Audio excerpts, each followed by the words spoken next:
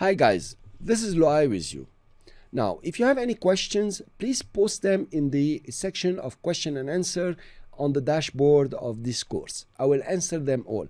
Even if your questions are not related to this specific lecture, you can still post them and I will be very happy to help you to really become the expert you want to be in Adobe After Effects. And I'm very excited to have you with me, and I'm also very excited to start teaching you how to animate, because this is when all the fun will start. This is when you get excitement. Now, we know how to create text and we know how to create shapes. We want to put that knowledge in motion. The first thing I would like you to do is to open project 1, the one that you have downloaded in the beginning. Please come to File, go to Open Project, and navigate where you unzipped all the files for this course, and you say Project 1. You choose Project 1 and click Open. Here, if you don't have the file, if you don't have this project, if you didn't download, it's okay, you can still follow up with me.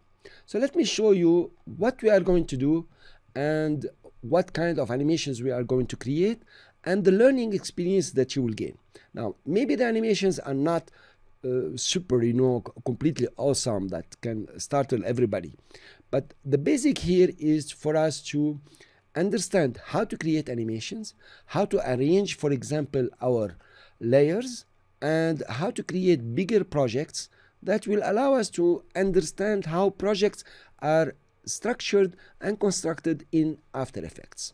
I know that you have seen maybe many movies and videos on YouTube and so on. But it is important to know how to structure your project, because this is where the challenge starts. Most of the time when you create a project or you create an animation, the client will come back to me and tell me, okay, I want this change and this change and this change. If you don't structure your project, then you cannot do these changes. It will take you hours and you will give up and you can't make money out of it, or you will find it like it's very dull. I have to redo everything. So we are going to learn these things. We are going to learn how to create animations, how to use keyframes, how to manipulate our layers on the timeline, and stories like this. Fine. So let's first of all close all these compositions. To close them all, you can just click on the X on each one of them. But there is a better way. You can come to composition and there is startup here, for example. You click on startup and you say close all. Or you can close all the other composition except startup. I will click on close all. Fine, they're all gone. I will create now a new composition. I will right click and say new composition. I will use 1280 by 720, 25 frames. 5 seconds will do for now. Let's keep the background to black. It's okay. Fine, this is done. Now, what I want to do is to put some text. How do we put text? We did that in the beginning. I'm gonna come to my character here. I have chosen the Roboto, is okay. The size of the font is 60. I don't want any stretching or scaling. I will put 100 here. That's cool. And I will double click on text and write simple motion graphics. That's cool. Now, I have chosen my text. There is a small mistake. I will double click and change it. Remember, we did that just the previous lecture. I have my text here. Now, there is here a panel called Align. If you don't have it here, please go to Window, and it's the first one. Make sure you tick it and it comes over here and you arrange it within the menu. I want to align my text in the center. Of course, it's aligned in the center because my paragraph was in the center. And also I want to align it vertically in the center. So now it's very aligned. Then I want to create now a shape. I will take, for example, a rectangle. Click on the rectangle. I'm happy with the background. The fill is solid. The stroke is white and 5. Very happy with it. I just click and drag to create my rectangle. Fine, we have our shape. Now I will go to the selection tool. I could have pressed V also. And notice what's happening here. These layers, I will twirl up this one. The shape layer is above the text layer. I want it under. So I'll click and drag and put it under. You notice the black line will allow me to put it anywhere I want. I'll put it under. Now I can see. Now also I want to align the shape layer in the middle of the composition. I have my align panel opened. Click here. that is align horizontal and align vertical. Fine. Now I want to create an animation. How do you start to animate? Well, it's pretty simple. I will take this one up so we can see here more. If you twirl down the arrow here, you will see text and transform. Remember, I told you transform is to transform the layer. And notice the layer here is selected. I will open transform. I can really animate the anchor point, the position. I can take it left, right. I will undo, up, down, anywhere I want. And of course, I can do both of them. I will undo twice. Then there is the scale. You notice there is a chain link here. If I change one value, the other value also will change. So I will scale it. Of course, it's using the anchor point to scale. I will undo. If I remove the chain link, I can work on the horizontal scaling or even on the vertical scaling alone. Now notice I told you last time that when you come to character, if you scale your layer from here, you will be making changes. And these are the changes that you will be making. So please, when you're setting your font, don't use this one. Instead, use what you have in the character panel here. I will undo this one. Fine. Also, you can rotate your text, left, right, center, wherever. You know, it's rotating on the anchor point. And also, you can use opacity. You can make it completely transparent or completely opaque. We are going to use the position to animate. To initiate your animation or to start an animation, you need your first keyframe. To create your first keyframe, all you have to do is to click on the stopwatch. Now you see this is the current timeline indicator or the current time indicator. When you click on the stopwatch, it creates a keyframe on the timeline indicator. See how? What is a keyframe? A keyframe means that at this time, which is in the beginning now 0, 0, you see the time is here and the time is here and the time is even here. You can see that it's changing here and of course where the timeline indicator is. The keyframe says that at this time I want the position to have these coordinates. This is the X and this is the Y, or this is horizontal and this is vertical. By putting a keyframe here, you're saying at this time ensure the coordinates are these values. Fine. But now I don't want this to start here at 0, 0. I want to start down below. So I can edit this value or click on it and scrub it up or down. You notice it's changing value. Now what happens here, this keyframe means at this time 0, 0, put my layer in this position down there. If I press spacebar and move up, okay, cool. Then you move your timeline indicator to a different time. Let's say 1 second. You notice it's 1 second here. And you say, at this time, I want to change the position. I want to take it up, for example. You can use this one. Okay, now it's almost in the center.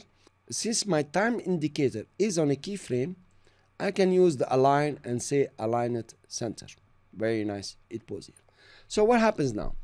You can use the keyframe navigator for a certain property to move to the previous or the next keyframe. Cool. So you notice the first keyframe we said the layer is here. The second keyframe, the layer is here. What will After Effects do? It will just interpolate between the first keyframe and the second keyframe. And that will be your animation. You can come and run a RAM preview. First of all, let's make this one bigger. And let's go to 100 to fit. That's okay. To run a RAM preview, I would like you to make sure that you have spacebar here, for example, but the range here, make it work area and 25 frames. And also we have several parameters here. Don't do full screen. Just want to see it here. And leave the other one the way it is. Okay, we'll see them later on. Then maybe you want to stretch it in just to show, you know, enough. This is enough. So if you click on play, then it will play your animation. You notice it will play to the end of the composition and then comes back. Here you are. So now we created your first animation. Now let's look a bit what we have. We will stop this one and we bring it here. First of all, we have a kind of dotted line here. Let me see if I can zoom in nicely. Yeah, no problem. we have a kind of dotted line. The big dots, the squares, are the keyframes. You notice when I bring it here, it's on the keyframe. If I bring it down, it will be on the keyframe. Fine. In between, there are the small dots, you will say, or the small circles. Each one of them is a frame. Notice the frames here. We said we have 25 frames per second. So I can move one frame, two, and it will move on the frames. So on frame 11, it will be at the 11th dot here, and so on. So now you created your first animation using the keyframes, and of course it has created a motion path for us. This dotted line is the motion path. Fine. Now what we want to do is to create another animation for the rectangle. So what I want, after 1 minute, I want the rectangle to be in this position. True? So I will come to the shape layer. Instead of swelling down and opening position, I will just press P. And P will open the position. If I had pressed S, it will open scale. T, it will open opacity. A, it will open anchor point. All of them use the first letter except opacity, it uses T. So let's open P and say, okay, at this time, that is 1 second, I want the position of the rectangle to be here. You can click on the stopwatch to start or initiate the animation. And a keyframe is created for you at this time on the timeline indicator, and it will give this position. Fine. I go backward. At 0, 0, where do I want my rectangle? Well, I want the rectangle to be on this side outside. So I can click on scrub it out. Fine. Of course, I could have just moved the rectangle, but I like doing like this very much. Now let's run a prime preview. Here you are, you have your first animation. Cool. So how do we start an animation? We start an animation, let me stop that. We start an animation by clicking on the stopwatch. Then we move in the timeline in a different time. We set new values and a new keyframe is created for us. If we don't want to change the values, then naturally we can press on the diamond here and a keyframe is created. So of course this keyframe doesn't make any sense here because the values did not change. So now this is how you create your first animation. What I would like you to do is to go ahead, go to After Effects and start playing with it. Let me delete this one. Okay. Now this animation is too long, it's taking very long time. What I want to do is to change the position of the keyframe to shorten the time of the animation. To see all the keyframes for all the layers or the selected layers, I can select the layers by creating a lasso around them and press the shortcut U. When I press U, it's showing the position here. Actually, it's showing all the properties that have keyframes. If it is scale, opacity, it will show them all. So U will show you all the properties that have keyframes. Now, I want to shorten the time. So that's pretty easy. I'll create a lasso around the last 2 keyframes and click on one of them and just drag it back. Now, it will be very clever to put the timeline indicator where I want. That's okay, 12. And now my animation is speedier because the distance in between the 2 keyframes is much smaller. Let's run a RAM preview. Here you are. So please go to After Effects and start creating very simple animations. Let me show you what you can do more. You can come to 1, select both layers, for example. We went to 1 second and move them somewhere else. Keyframes have been created. Let's come in the middle and move them over here.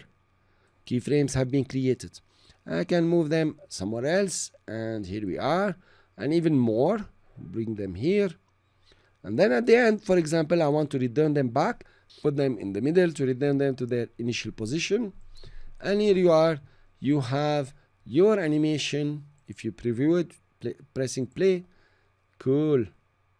So there are plenty of games you can play just using simple stopwatch and changing the position value. You can get some interesting animations for now. You can also select all your keyframes, the one you don't want anymore, and press the delete key, and here they are gone. You are left only with the original one. This is Loai with you, and if you have any questions, I know this was very long, please post any questions that you have in the question and answer section in the dashboard of this course.